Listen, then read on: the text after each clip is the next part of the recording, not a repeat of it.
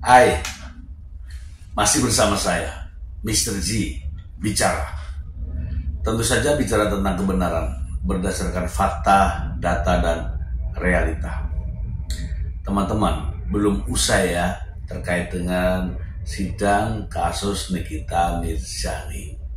Nikita Mirzani didakwa dengan kasus pemerasan dan tindak pidana pencucian uang. Sampai saat ini, hakim belum mengambil keputusan apakah bersalah atau tidak bersalah. Teman-teman, terkait dengan persoalan ini, makin menarik ya kita simak ya terkait dengan akhir pekan ini ya, kita akan ulas tentang dinamika persidangan. Seperti Anda semua lihat ya, di persidangan kemarin terdakwa Nikita Mirzani menghadirkan ahli ya, ahli pidana, ahli bahasa, dan juga ahli hukum perdata ya, kalau tidak ini ya, ahli hukum perdata, bahasa, ahli perdata, ahli pidana. Dan teman-teman, setelah selesai sidang, banyak juga yang membahasnya, termasuk di komal saya ya teman-teman ya. Nah, saya sebelum mengulas persoalan ini, ada satu berita untuk Anda, agar tidak menjadi fitnah ya, seperti biasalah ya. Kita bacakan saja untuk Anda berikut ini. Dari Kompas.com, ahli bahasa sebut pesan Reza Gladys ke asisten Nikita Mirzani bermakna permintaan tolong. Kita baca aja ya. Kompas.com, ahli linguistik forensik dari Universitas Indonesia, Fran Assisi datang menjelaskan bahwa pesan yang dikirim Dr. Reza Gladys kepada asisten Nikita Mirzani, Ismail Marzuki, berisi permintaan tolong. Dalam sidang kemarin, pengacara Nikita Mirzani sempat membacakan isi pesan Reza kepada Ismail. Salah satu kalimat yang disorot adalah pertanyaan Reza kepada Ismail, yakni baiknya gimana ya. Itu berarti dia mau minta tolong, gimana baiknya. Jadi dia tidak memaksa, dia tidak menyuruh, tetapi dia mau minta tolong. Bagaimana baiknya berkaitan dengan pembicaraan sebelumnya, jelas Van dalam persidangan. Ia menambahkan maksud permintaan tolong itu agar Reza bisa berkomunikasi langsung dengan Nikita. Ya, jadi yang dipanggil Dok itu adalah seorang yang disebut dipanggil Mail itu meminta bantuan Mail untuk menghubungi Nikita Mirzani. Van juga menaksirkan kalimat tersebut sebagai bentuk kepasrahan Reza dalam menghadapi kebuntuan masalah. Jadi,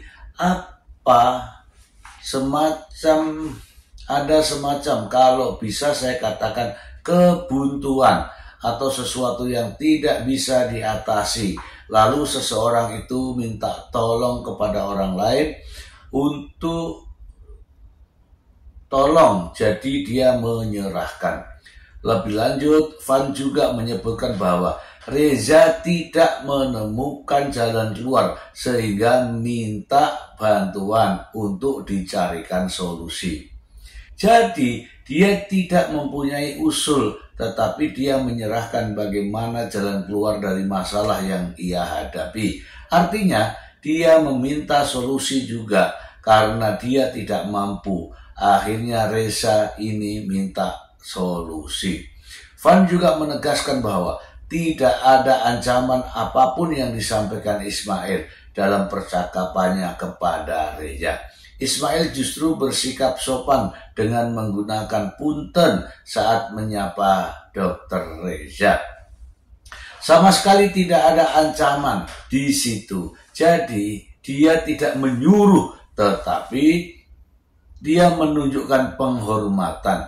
Jadi punten kalau dalam bahasa Indonesia disebut maaf. Adapun Nikita Mirzani didakwa telah melakukan pemerasan dan tindak pidana pencucian uang terhadap pemilik produk kecantikan bernama Dr. Reza Gladys. Perbuatan itu dilakukan Nikita Mirzani bersama asistennya Ismail Marzuki. Oke, kita bahas ya teman-teman ya, kita bahas. Oke ya teman-teman, kita bahas ya. Dari sini saja ya, kita sudah bisa melihat ya. Jadi teman-teman, semua yang dihadirkan kemarin, ahli bahasa, ahli perdata, ahli pidana, semuanya nih membela Nikita Mirzani sebagai terdakwa. Tidak ada sedikit pun kesalahan dari Nikita Mirzani. Ini versi ahli, benar, versi ahli. Ya seperti itu tadi. Jadi tidak ada kesalahan dari Nikita Mirzani, tidak ada. Seperti contoh ini ya, ahli bahasa sebut pesan Reza Gladys ke asisten Nikita Mirzani bermakna permintaan tolong, minta tolong. Nah sekarang ada juga itu ya, orang minta tolong juga pada akhirnya terjadi pidana. Ya seperti tempat saya ya, saya menyerahkan sepenuhnya, minta tolong nih sama seseorang, minta tolong ya, ini dibayarkan PDAM. Tapi ternyata permintaan tolong saya itu dimanfaatkan. Pembayaran yang harusnya dibayarkan kepada PDAM ternyata selama ini tidak dibayarkan. Gitu. Saya awali dengan permintaan tolong, tapi dimanfaatkan oleh dia. Sama juga ini, permintaan tolong tapi dimanfaatkan sedemikian rupa dengan cara-cara yang tidak lazim gitu ya. Demikian juga dengan hukum perdata ya, dari ahli hukum perdata sama. Dianggapnya semua ini sebagai sah perjanjian kesepakatan. Nah, tidak menilai bahwa ada kecacatnya, menilai bahwa dalam kesepakatan itu cacat. Karena apa? Karena tidak didasari pada kausal yang halal dan banyak lagi ya. Tidak ada sesuatu sebab yang harus disepakati itu apa. Begitulah faktanya. Demikian juga ahli hukum pidana. Sama juga. Ya, sama juga. Saya melihat memang ini cerdas semua. Ahli-ahli ini cerdas semua. Ahli ini cerdas semua, ya. Tetapi justru membingungkan. Tidak sesuai dengan fakta. Ya, seperti ahli pidana mengatakan bahwa ini pelapor bisa terjerat TPPU. Ini bahaya ini ya. Berbahaya. Begini saja. Mari kita simak cuplikan ya sidang agar lebih paham. Berikut ini. Saya mau tanya gini. Ada pemerasan dengan ancaman kekerasan. Oke, saya mau tahu perbedaannya dengan pemerasan dengan ancaman pencemaran atau membuka rahasia. Nah, itu bisa berbeda kan, sama-sama pemerasan nih. Ini kita sama-sama nih, ininya judulnya pemerasan. Tapi yang satu yang saudara tadi kali jelaskan ada pemerasan, saya butuh ancaman kekerasan. Nah, tapi ada di unsur suatu pasal di dalam hukum pidana yang mengatakan bahwa pemerasan dengan ancaman pencemaran atau dengan ancaman membuka rahasia. Nah, bisa saudara jelaskan pencemaran dengan ancaman pencemaran, pemerasan dengan ancaman pencemaran ataupun membuka rahasia? Itu ya, pencemaran perbedaannya dengan kekerasan. Ya, jadi pencemaran yang tadi saya katakan ancaman yang paling ekstrim itu adalah mengenai membunuh. Kemudian ancaman yang berkaitan dengan akan membuka rahasia aib seseorang itu bagian dari pernyataan yang ada seseorang melakukan kesalahan, misalnya dia selingkuh, lalu dia mengatakan saya akan buka aib kamu itu, nah, itu mengancam. Ya. Saya akan buka aib kamu. Ya. Misalkan seorang dari kemarin ahli seorang pelacur, itu memang faktanya pelacur. Ya, betul. Terus, saya akan ceritakan kepada dunia, ini misalkan ini kepada orang-orang kalau pelacur, kalau enggak kamu kasih saya duit apa, misalkan pemerasan. Oke, baik. Yang berkaitan dengan misalnya tentang aib seseorang sebagai pelacur misalnya, dalam undang-undang yang saya ikut terlibat untuk memperbaikinya, undang-undang ITE, itu ada kata tanpa hak. Jadi membuka aib orang itu harus ada hak. Misalnya polisi, jaksa, dia membuka dia oleh negara diberi hak untuk membuka itu. Tapi kalau seseorang tidak punya hak untuk membuka itu, maka itu dikenai sebagai pelanggaran. Pelanggaran ya. Berarti seseorang yang berbicara seperti itu harus memiliki hak. Ya. Lalu saudara laporkan tidak komunikasi itu kepada terdakwa? Pas suruh Reza Gladys suruh nyebutin nominal. Dari komunikasi pertama. Tadi kan saksi mengatakan komunikasi pertama kalau tidak salah dari November ya.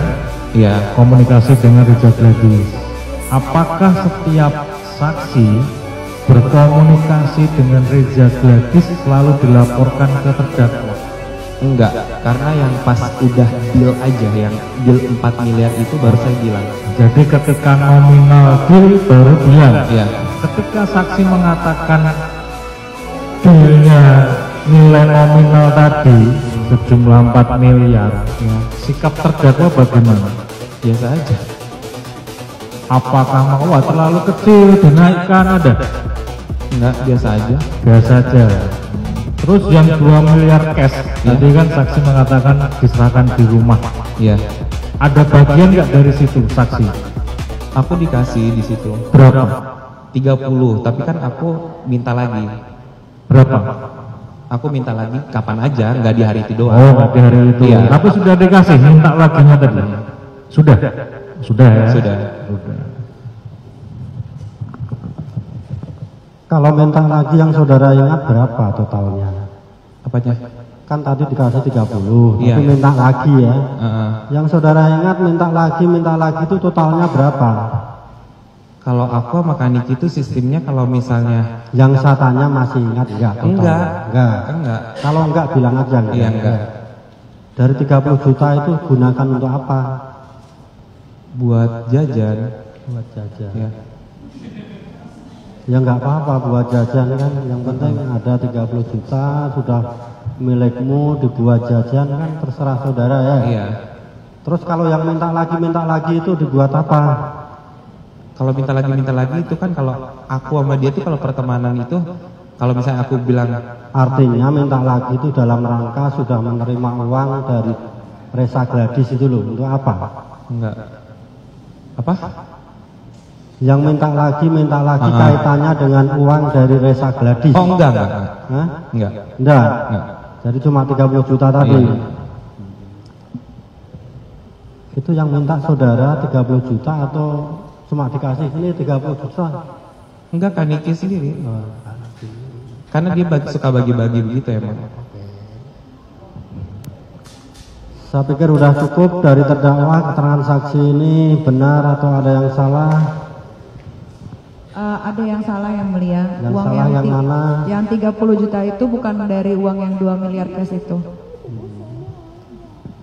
Jadi saksi ya. Coba saksi lihat saya ya. Iya.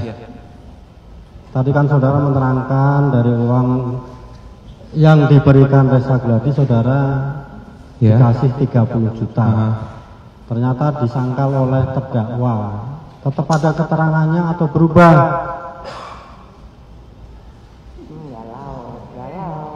Gak usah mikir, kalau itu saudara ngalami itu gak mikir, langsung dijawab, sudah selesai. Tetap ada keterangannya atau berubah? Bukan uang itu juga. Kan karena banyak uang dia. Coba dengarkan pertanyaan saya ya. Iya. Tadi saudara menerangkan, saudara menerima uang 30 juta dari uang yang diberikan Reza Gladi. Dan 30 juta itu yang memberikan terdakwa. Iya. Oleh terdakwa ternyata disangkal, itu enggak benar. Iya, tapi dia ngasih. Pertanyaannya, saudara tetap pada keterangannya atau berubah? Berubah. Kenapa berubah? Karena dia nggak ngasih rupiah, dia ngasih dolar. Dia ngasihnya dolar, 30 juta dalam bentuk dolar. Oh, 30 juta dalam bentuk dolar. Iya. Karena ada yang tapi juga. tetap pada keterangannya Iya. dikasih 30 Iya, juta. iya. Cuma Tapi ditambah bukan dalam dari itu. bentuk dolar. Iya. Tetap pada keterangannya. Oke. Iya. Dan saya juga masih menyimpan Komal. Ada seorang praktisi hukum yang begitu cerdas memberikan penjelasan. Ya, mari kita simak biar enak. Dan juga para netizen yang bergabung di Komal saya. Berikut ini. Bukan diambil dari tengah, nggak diambil utuhnya. Jadi konteksnya itu dilepaskan gitu kelihatannya. Iya. Jadi dia hanya memberikan pertanyaan yang kemudian menguntungkan. Nah, hakim ini si ahli itu sendiri kemudian terjebak pada pertanyaan itu. Nah, saya memang ada satu pertanyaan yang terakhir itu kaitannya dengan kepantasan yang kemudian disampaikan oleh si hakim yang ditanyakan kepada ahli perdata. Pertanyaan itu kaitannya dengan kewajaran. Nah, apakah kewajaran ini merupakan bagian dari proses? Disampaikanlah karena kan begini, si ahli itu ketika dia terangkan begini, kepantasan itu pada pasal 1324 itu, kepantasan itu merupakan penilaian yang bersifat otoritatif yang dimiliki oleh hakim. Hakim akan menilai kepantasan tersebut.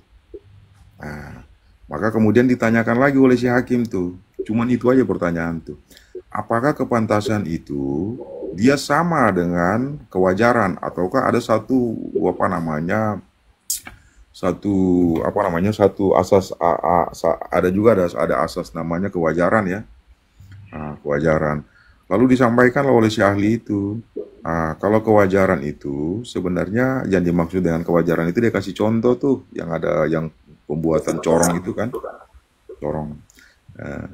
Sementara yang disampaikan lalu kemudian dilanjutkan tuh oleh si ahli bahwa yang dimaksud kepantasan itu adalah sesuatu yang bersifat normatif yang memang sudah ditegaskan ke dalam undang-undang.